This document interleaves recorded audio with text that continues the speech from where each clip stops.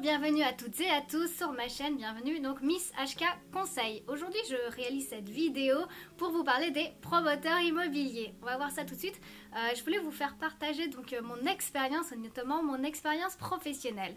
Donc on commence tout de suite. Dans le cadre de mon travail, j'ai réalisé des études pour un promoteur immobilier en particulier. Donc par mesure de neutralité et de confidentialité ici, je n'évoquerai strictement aucun nom. Après, ceux qui veulent avoir des détails, ceux qui veulent avoir plus de renseignements, n'hésitez pas à me laisser des commentaires et j'y répondrai, je vous donnerai effectivement tous les détails. Voilà. Maintenant, on va commencer tout de suite le sujet avec les points positifs. En fait, j'ai effectivement fait des conclusions de tout ce qui est ressorti de ces études et je les ai triées pour que ce soit plus concret pour vous en 2 points positifs et négatifs. Donc on commence par les points positifs. Donc le premier point positif qui est ressorti, c'est les normes, la normalisation. C'est-à-dire que, bon, vous avez l'habitude dans l'alimentation, il y a différents domaines où il y a des normes, où c'est bien, enfin il faut être, on doit être à la norme. C'est une obligation, il y a des normes basiques qui sont obligatoires, mais dans les normes, il y a une classification, c'est-à-dire qu'il y a des basiques et les plus classes, on va dire. Donc eux, en fait, ce promoteur dispose de la certification NF Logement ou NF Logement Démarche HQE. Voilà, pour ceux que ça intéresse, il y en a pour qui les normes c'est très important.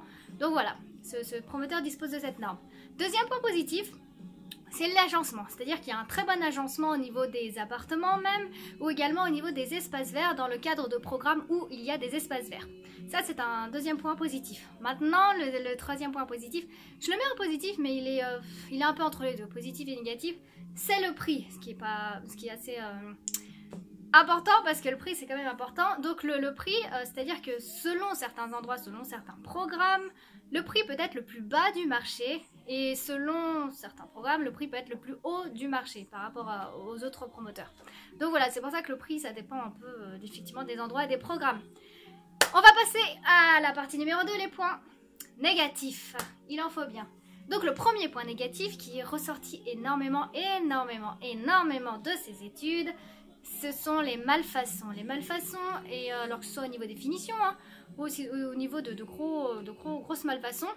Par exemple, il y a des personnes qui ont eu leur sol, qui ont commencé à s'affaisser.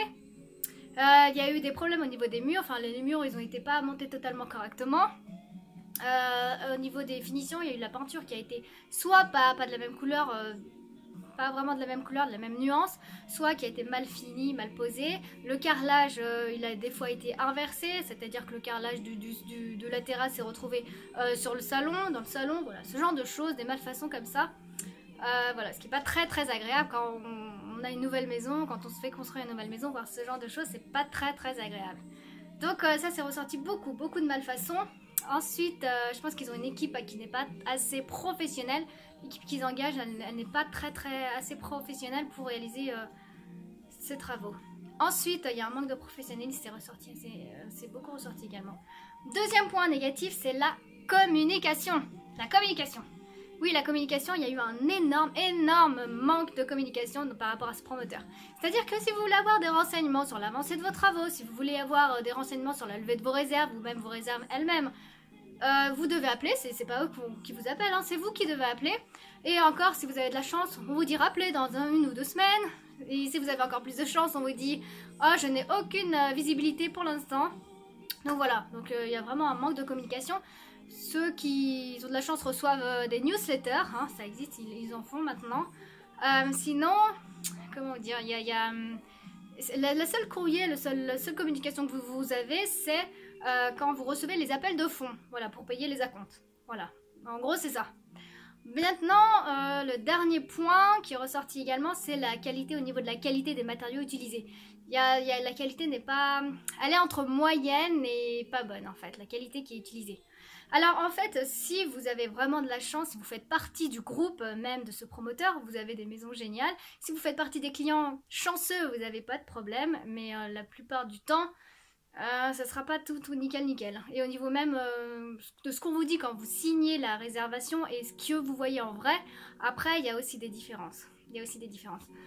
Donc voilà, alors moi je parle bien sûr pour un promoteur immobilier pour lequel j'ai réalisé ces études, donc ne généralisez pas tout. Les autres promoteurs, moi je ne peux me prononcer sur le sujet dans la mesure où je ne les connais ni de près ni de loin, donc Après, n'hésitez pas à laisser en commentaire votre expérience, effectivement, vos expériences positives ou négatives. Et voilà, si vous voulez avoir plus de détails, n'hésitez pas, je vous donnerai toutes les réponses que vous souhaitez. Mais c'est intéressant de partager votre expérience, effectivement, ce que vous avez connu, si vous hésitez, voilà, n'hésitez pas à partager. Voilà, n'hésitez pas aussi à liker et à partager cette vidéo. J'espère que le sujet vous aura plu. Là, cette fois, c'est un petit sujet pratique, disons, voilà, que j'ai voulu vous faire partager. Voilà, moi j'ai pris un vrai plaisir à réaliser cette vidéo. Je vous dis à bientôt pour d'autres vidéos, d'autres sujets aussi, tout aussi intéressants. Et voilà, d'ici là, prenez soin de vous!